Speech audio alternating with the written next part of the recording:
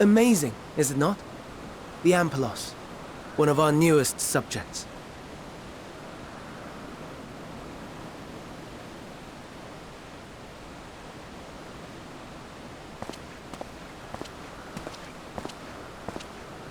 So, how are we coming along?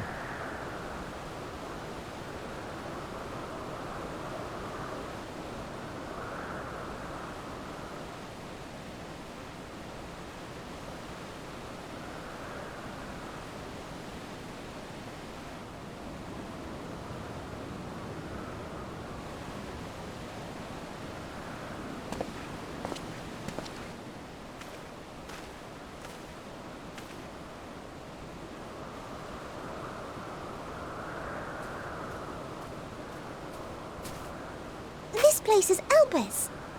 Those flowers. Elpis. Entelekis. Like me.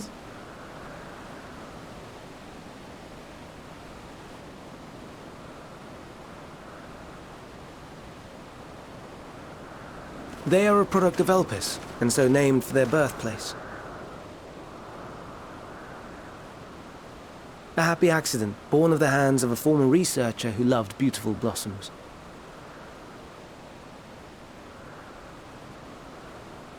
Unique for how they change color, to reflect the emotional state of those nearby.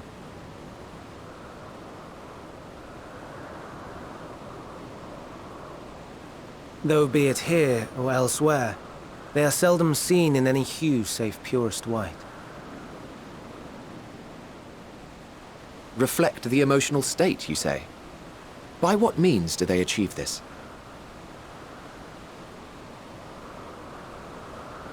In creation, there exists an energy wholly apart from ether, one driven by emotions. In like manner to how we manipulate ether, this flower is subject to the influence of said energy.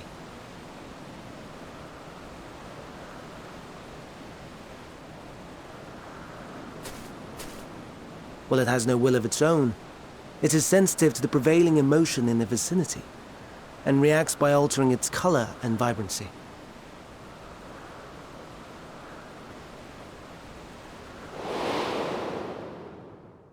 Akasha? It is one of the unseen energies defined by Harnish alchemical theory. Though a gross oversimplification, some describe it as an essence influenced by feeling.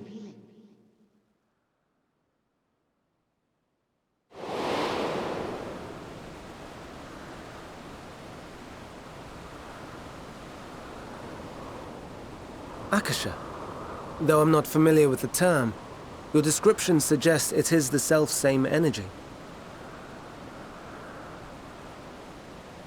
Dynamis, we call it.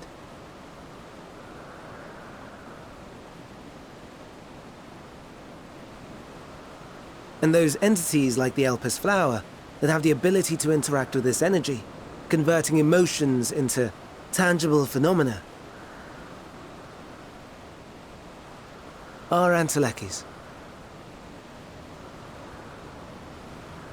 That's me! That's me! An Enteleki!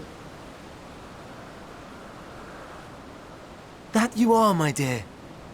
And no ordinary one at that, but the first possessed of free will.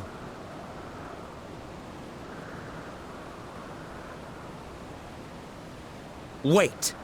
A form of energy other than ether? Dynamis?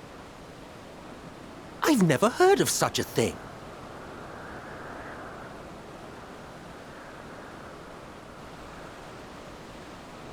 Hardly surprising.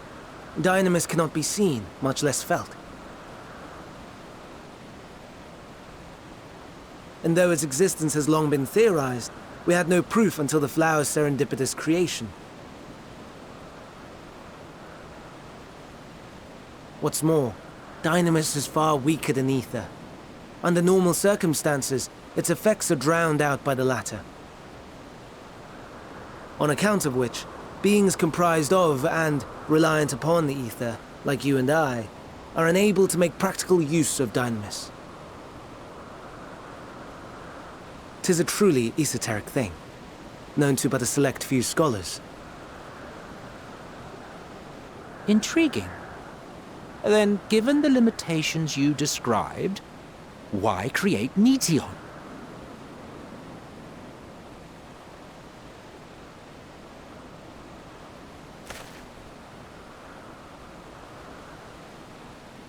Our star, Aetheris, is especially rich in ether, so much so that its name is derived from it.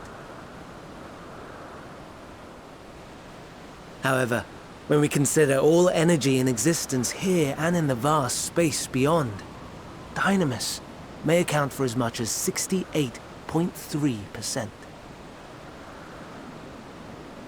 The more abundant form by far. Were we able to control it, we could open the door to limitless possibilities. 'Tis not unlike a gently flowing stream, unable to break through the dam of ether barring its path. But if we could imbue the stream with the vigor of a raging river...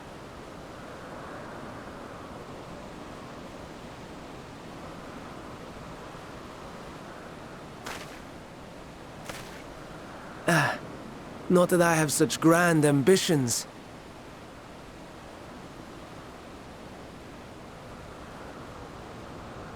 Nay. I merely wish to create a being that could traverse the great expanse.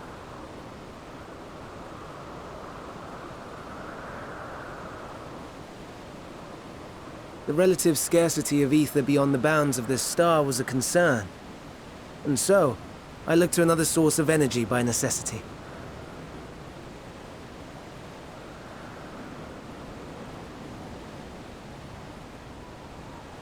That being Dynamis.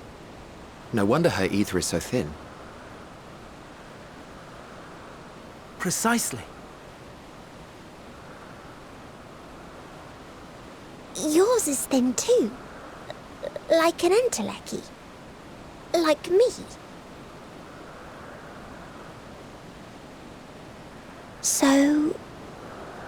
are we the same? Entelecchies.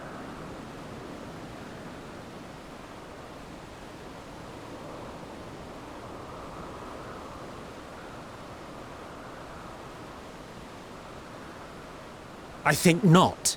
Your nature remains a mystery, but ere I reinforced you, you appeared to be little more than a common familiar, and a faded one at that.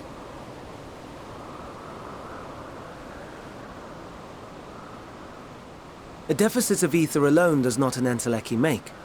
It would, however, make it easier for you to interact with Dynamis. And limited though its influence may be, this quality could prove the difference between victory and defeat. You'd do well not to underestimate it.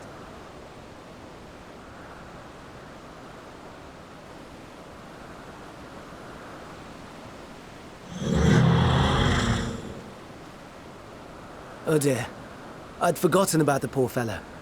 You must excuse me a moment while I go and verify a few more things.